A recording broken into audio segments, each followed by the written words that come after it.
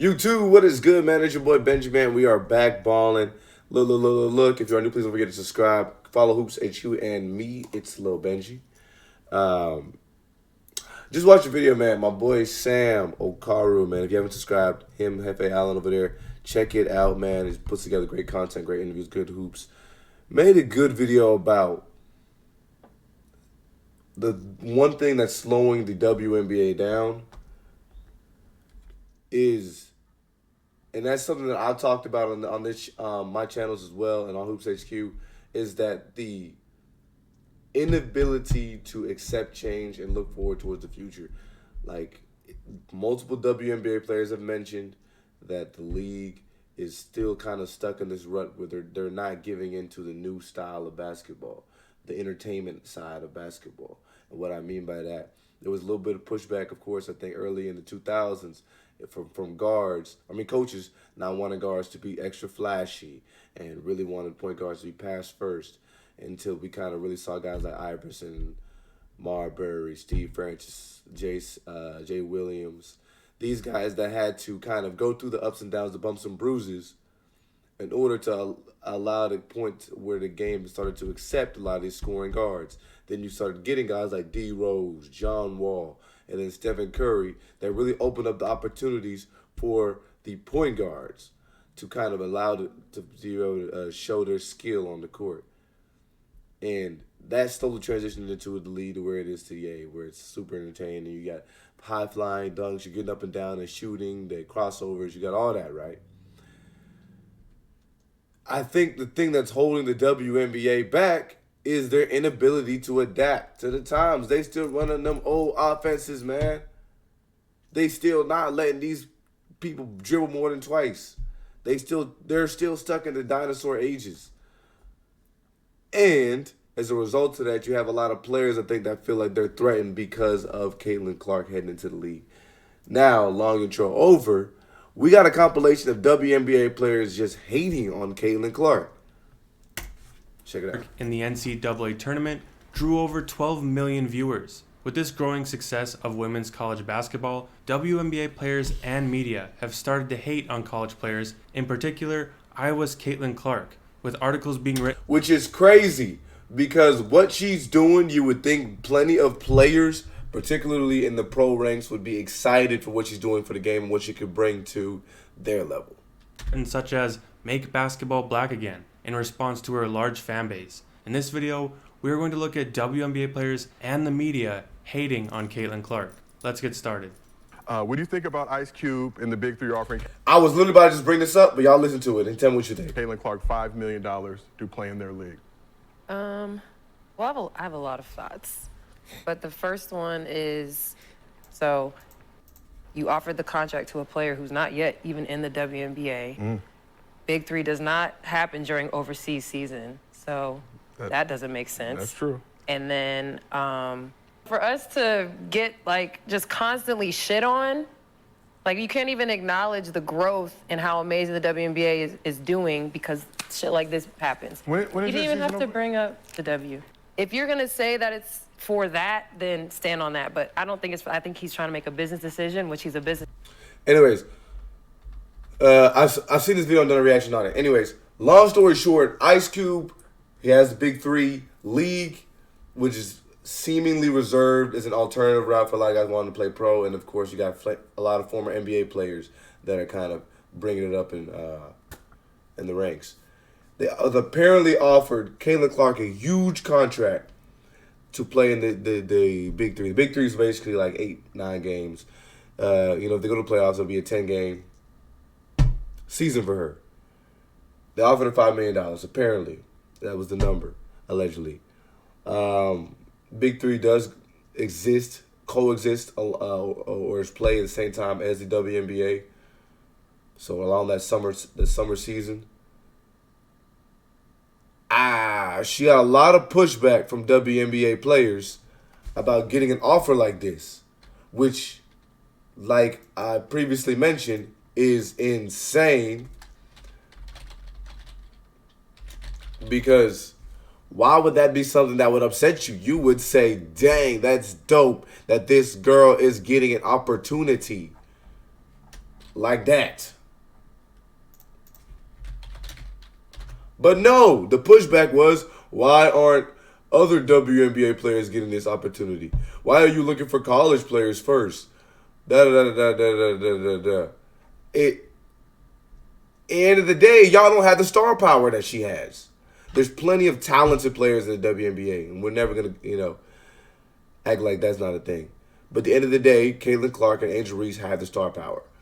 They're the ones making $1 million off of their likeness, and they've been able to kind of do what they've done. They have the most viewed games in college basketball history. Men or women. I personally was tuning into the NCAA tournament to watch them play. Wasn't really paying attention to what the boys had going on.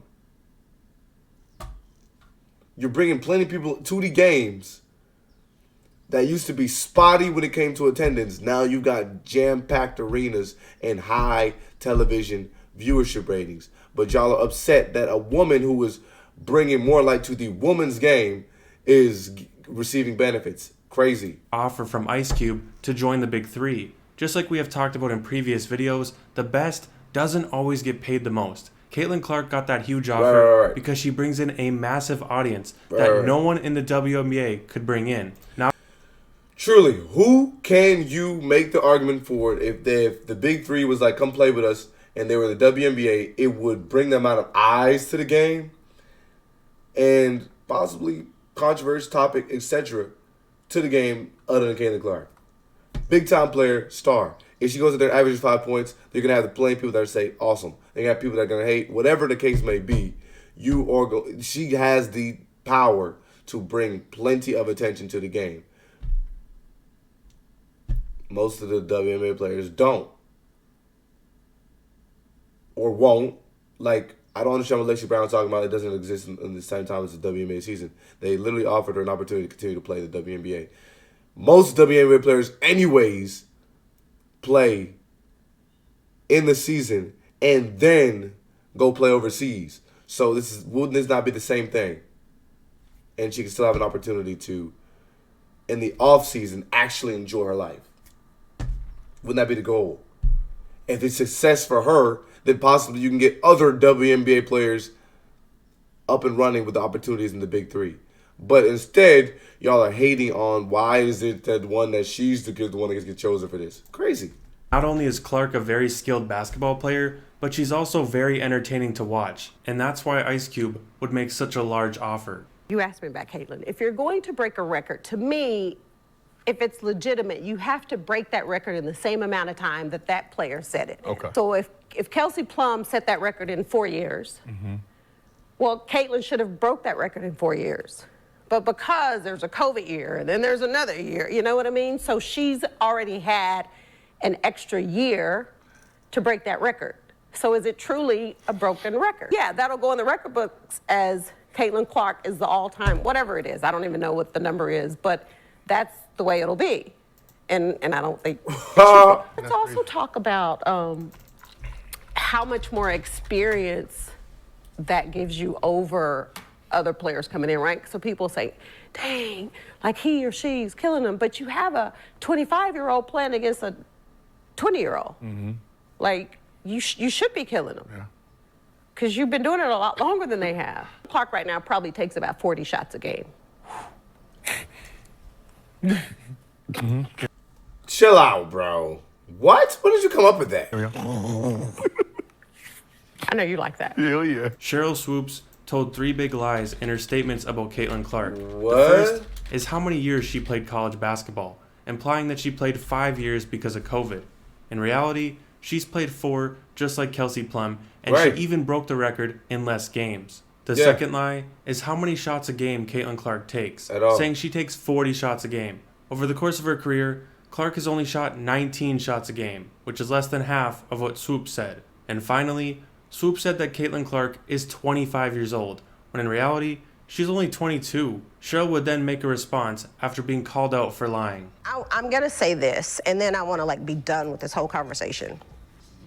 So for people to come at me and say that I made those comments because I'm a racist, first of all, black people can't be racist, but that's the farthest thing from my mind.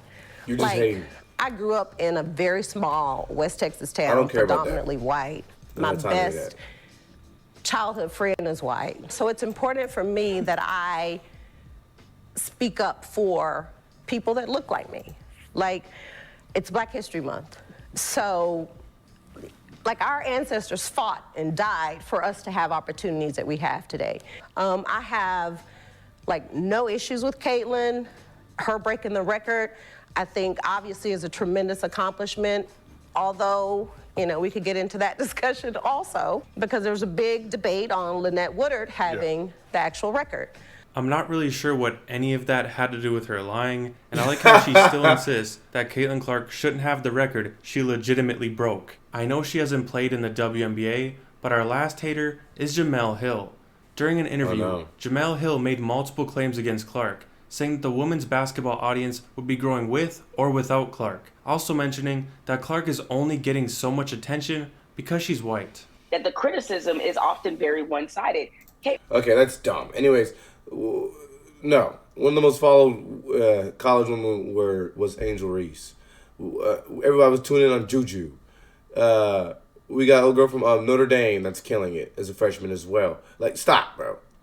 You know, Big 12 freshman of the year was black. Like, what are we talking about? Dumb. Yeah, sure. Another hating Two of moment. the greatest college scorers in basketball. Who's the overall better player? I think Paige is. Okay, so if Why? Paige actually was in the draft, if you're Fever, do you stay with Caitlin, or is that a real tough decision? I think it is a tough decision. I think I don't know. Because the makeup of that Fever team is very interesting, because I don't know if they're going to bring Caitlin in to be more of a distributor. She's obviously going to score, but they have a lot of scoring threats on that team. They got the girl who's in third place, Kelsey Mitchell.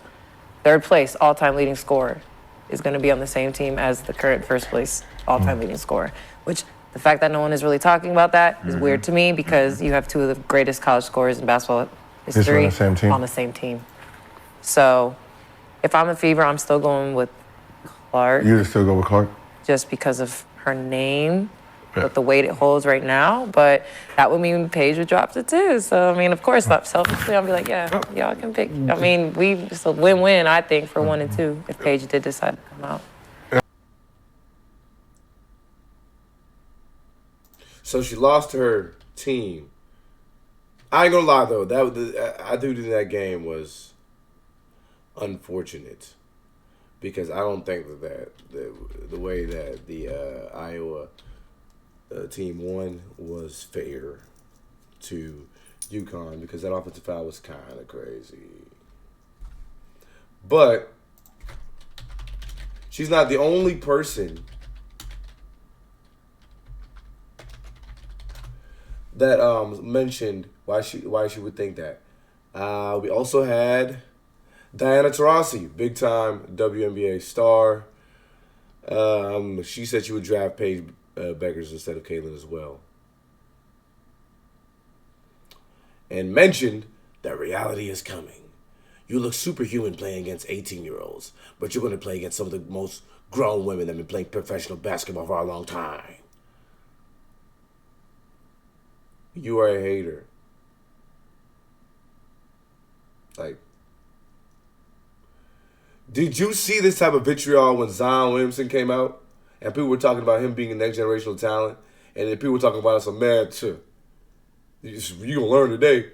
You know what I mean? Like, there might be that air of essence, and obviously that, like, hold on now, we're on another level here, but hey, look, she's doing it big. We like what she's doing for the game,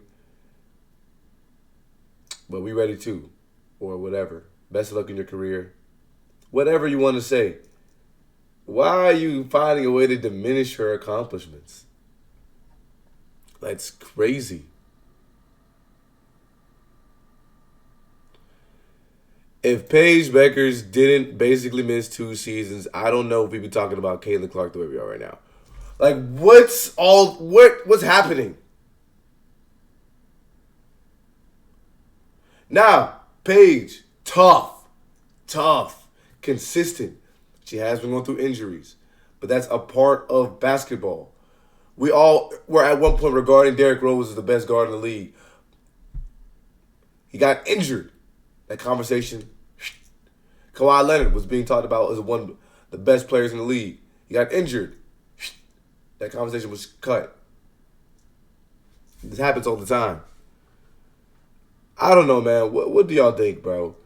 It doesn't feel fair, some of the pushback that Caitlin Clark has been getting. And I think that it's really been interesting that it's been so prevalent amongst these WNBA players.